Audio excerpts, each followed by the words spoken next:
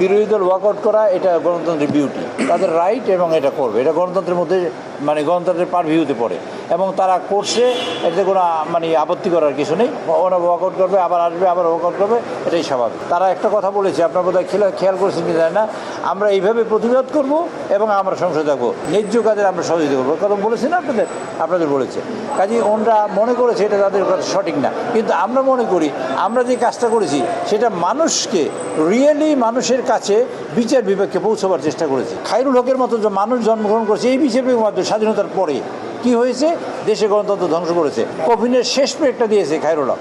তারপর মানিকের মতো লোক জন্মগ্রহণ করেছে, সিনহার মতন লোককে প্রধান বিচারপতিকে লাঠি দিয়ে বের করে দেওয়া হয়েছে দেশ থেকে।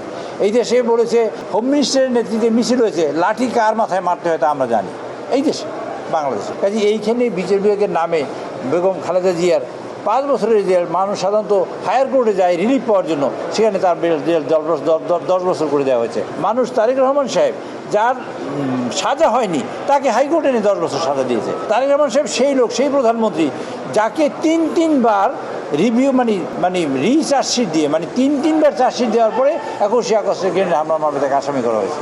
মানে প্রথমবারে চার্জশিট দেওয়ার পরে তার নাম নাই, সেকেন্ড টাইমে চার্জশিট দেওয়ার পরে নাম নাই, থার্ড টাইমে তার নাম নাই, ফোর্থ টাইমে তার নাম যুক্ত করে তাকে মামলায় আসামি করা হয়েছে। কাজে এই বিচার বিভাগ স্বাধীনতা আপনারা দেখেছেন, এই স্বাধীনতা থেকে আমরা বাঁচতেছি। 63 লক্ষ মামলা হয়েছে এই দেশের মানুষের উপর।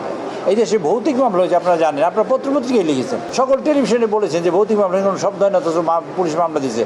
ওই বিচার বিভাগ তো কোনো সুমোটো কোনো সিদ্ধান্ত গ্রহণ করেনি, আমরা প্রত্যাশা করেছিলাম। তাই এখন বিচার বিভাগ সঠিকভাবে কাজ করতে পারে, তার জন্যই আমরা এই কাজটা করেছি। বিরোধী দল যদি ভুল বুঝে থাকে সেটা তাদের ভুল, একদিন নিশ্চয়ই ভালো পথে ফিরে আসবে এবং তারা ভুল বুঝবে যে এটা তাদের ভুল হয়েছিল।